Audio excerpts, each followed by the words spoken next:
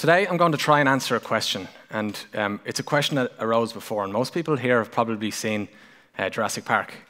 You remember the moment in that film, the first Jurassic Park, where Dr. Hammond first shows the dinosaurs, and everybody's quite amazed, but there's an interesting observation. The observation is from Jeff Goldblum's character, who says, everybody's asking what we can do with these things, and nobody's stopped to ask what we should do.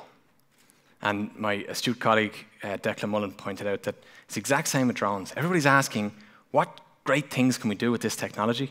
But nobody's really asked to stop, what structure do we put in place, and how do we do this properly? Now, I'm not suggesting for a second that we slow down, because I love this technology. This technology is great, and drones are amazing. But there's a right way to do things. Okay, so I'm going to try and answer that question here in a short period of time this morning.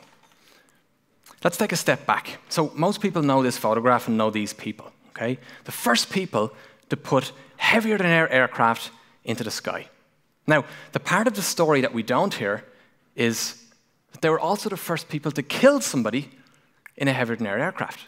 5 years after they started flying, Lieutenant Thomas Selfridge volunteered to go up in the aircraft, and he was killed. Now, there was no airworthiness requirements, there was no training requirements, safety management systems or flight safety back then, but we started to learn. Okay, and now we know better in aviation. On the left is one of the first examples of where I nearly lost my life. And I was trying to kayak from Ireland to Scotland and back, solo, unassisted, to try and break a record. About 7 hours after I took this photo, I was in almost exactly the same place, and the sea had changed. The sea was very rough, and I capsized, and I nearly drowned and had to be rescued by the Coast Guard. On the right-hand side, on the same day this photo was taken, paragliding after 1 week course instead of the recommended 2, and instead of flying with other people, flying by myself. Again, I nearly ended up in an incident where I could have lost my life. The point I'm trying to make is, on both of those occasions, I was A, acting outside of the recommendations in terms of the training you should complete. Wrong, I was acting outside of the rules in some cases, and B, I hadn't completed the recommended training. Okay, and I've really learned from both of those scenarios, because those structures were in place to protect me. That's not how I saw it at the time. It's very hard to talk about drones and accidents because we don't have any data. We have lots of examples, but we don't have any clear data on drone accidents and incidents. So let's take a parallel with the car industry. The Association for Safe International Road Travel have done a study on the amount of people that die or get injured in car crashes. Okay? Now, bear in mind, about 2,500 people die in aviation-related incidents every year. Okay? That's based on statistics over the last 16 years. When we take a parallel with the car industry, we get an incredible statistic. Okay? Car deaths are the leading cause of death in 15 to 29-year-olds. And versus that 2,500 people a year, 1.3 million people die in car accidents every year. That's 3,287 every single day. This is the real kicker. Over 90% of all road fatalities occur in low and middle income countries where only half of the cars exist. So in the areas where we have less cars, we have 90% of the accidents. Why? What's the difference between these low and middle income countries and places like Ireland? The regulation, the awareness, and the training requirements. Not just with regulation, but also with the implementation of regulation, because rules are one thing, but we have to have that feeling that we might get caught or might get in trouble, and that accountability exists. Okay? It's also worth noting an additional 20 to 50 million people are injured or disabled. My name is Gerard O'Brien. I'm a flight instructor with the Irish Air Corps. I've had an illustrious career to date. I've flown for 2 presidents, and I continue to have a great career, and it's a really, really amazing place to work. I'm also an aerial photographer. I took this photograph at one of the first drones in Ireland, in Cork, a 15-foot basking shark, and recently I've spent more time fishing drones out of innocuous places than actually flying them. But professionally, I also teach people to fly unmanned aircraft. I spend time in the classroom, and I'm also an instructor on behalf of the Irish Aviation Authority. Recently, I've spent more time talking about drones than than flying, but together with these gentlemen from the right, Oisin McGrath, myself, Declan Mullen, and Damien Doyle, we represent a company that is committed to increasing awareness, improving safety, and training people to the highest standards internationally, but within Ireland.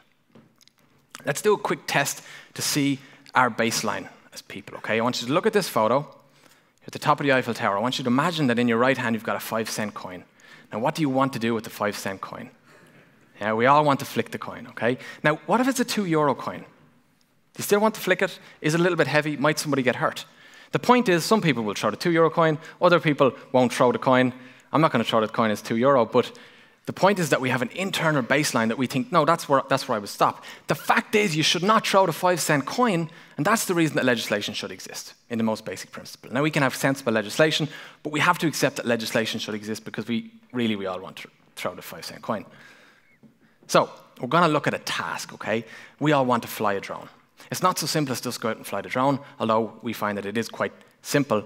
So the idea is we want to fly the drone. Now, with everything we do in life, there's undesirable outcomes, okay? So the undesirable outcome is that we're going to crash said drone. Now, we want to assess the risk. To do that, we need 2 factors. We need the severity of us crashing and the frequency that we might crash. And when we take those 2 into account, we come up with a risk, okay? Now, to control that risk, because we have to try and reduce that risk, we introduce rules. Now, rules only work if we have enforcement, okay? If there was no speeding, if there was no penalty for speeding, well, then we would speed. Maybe more, maybe less, with some people. In parallel with that, we have to educate people. People need to know, okay? And education enough isn't enough. It's not good enough to tell somebody how to drive a car. They have to learn to drive the car, okay? They have to create a skill. They have to attain that motor skill, and that's done through training, okay? Now, when we talk about skills, I ask the question, how long does it take to learn a new skill? People say, to become an expert, it takes something like 10,000 hours. Other people will say, well, actually, to get proficient in almost any skill in the world, you can do so in about 20, okay? Let's have a quick look at a graph. On the bottom is practice in terms of time, and on the left is level of skill, okay? This is the accepted graph that we accelerate very quickly, that we get huge improvements over a short period of time, and then as the skill goes on, we get very, very smaller gains, okay? And we don't want to be an expert. What we want is proficiency. Before we go and do something, we want to be safe to go and do so. So that point where those lines interact, that's what we're aiming for, okay? That point of proficiency. Let's take a couple of practical examples. So we have our bicycle. How long does it take for someone to learn to cycle a bike? Now, not a child, an adult. I would say that it's somewhere in around 5 hours. You take somebody, after 5 hours, to be able to cycle the bike. Okay? We look at something like a car. In Ireland, you have to do 12 hours instruction now with a professional instructor before you can drive the car. Aviation, between 12 and 20 hours. In the military, 20 hours before you can fly the airplane on your own, therefore, you've reached a level of proficiency. Now, what about this guy? Any drone operators in the room, how long did it take you to learn to fly your drone? Anyone? An afternoon, yeah? I would suggest it's something like 5 minutes. After about 5 minutes of flying, we say, wow, I'm actually really good at this. I obviously have a natural ability for flying drones. Yeah? But it's funny because you're not alone. Yeah? Everyone across the world has this wow, look what I've done. Now, there's a disconnect there. Let's look at it as a graph, okay? Car, bicycle, airplane, drone. The thing is, we've not learned a skill, okay? We've learned how to interact with a system the same way you can turn a television off with a button. You've not learned a motor program. And it's only when something goes wrong that we realize. And hence, we have so many videos online of people crashing and making fools, and they think it's hilarious. But we haven't learned a skill, okay? And if you're not comfortable flying your niece's or nephew's toy drone around the front room, you certainly can't call yourself a drone pilot. That, combined with the fact that common sense isn't very common and people do silly things. This is the Script concert in Dublin last year. And if you look just to the right of the center of the screen, you'll see a 4-kilo drone fall from the sky.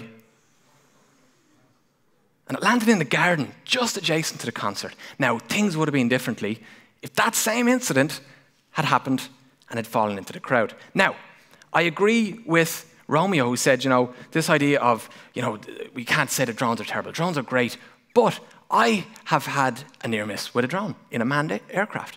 My colleague, Oisin, he has swerved to avoid a drone in an aircraft. Okay, that's the reality of where we are today. And drones are great, but we must do this correctly. Okay. In summary, and what this comes down to in my mind is there's 3 parts to this pyramid.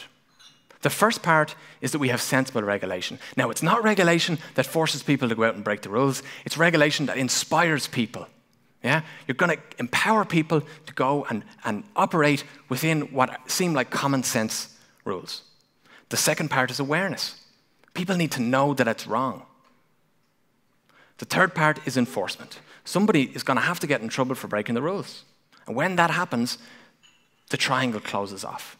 Okay? And whatever about concerns that we may have about the future of drone regulation in this country or internationally, that aside, we as operators have a responsibility to embrace the rules that are brought out, to demonstrate to the authorities our competence, and then, and only then, we must acknowledge that core to all of that, we have to upskill and we have to be professional.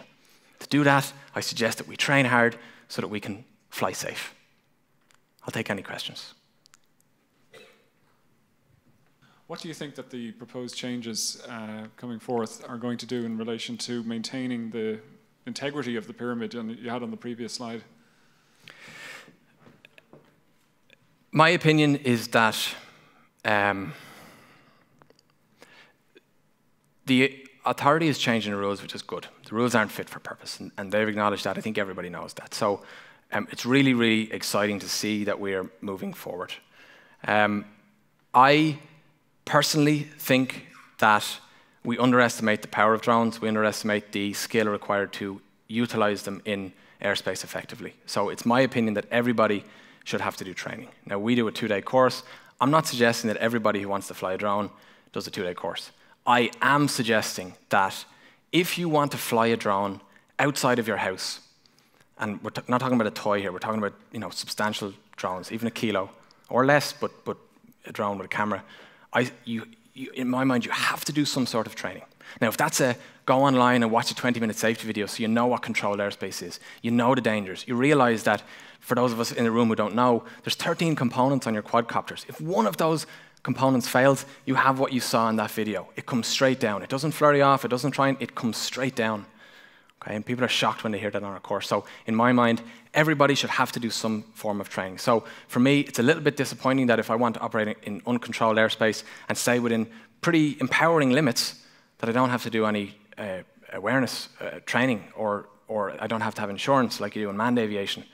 I'm not sure what that's going to do for the industry, and I would have some concerns, certainly. I mean, it relies on people knowing what controlled airspace is, but if we don't have training, how do people, I mean, Jay Bregman showed us what the image of airspace looks like, and that's what it's like. It's very difficult to interpret, so I think it's going to be tricky. Okay, thank you very much, guys. Thank you very much. Thank you. Thanks a lot. Brilliant.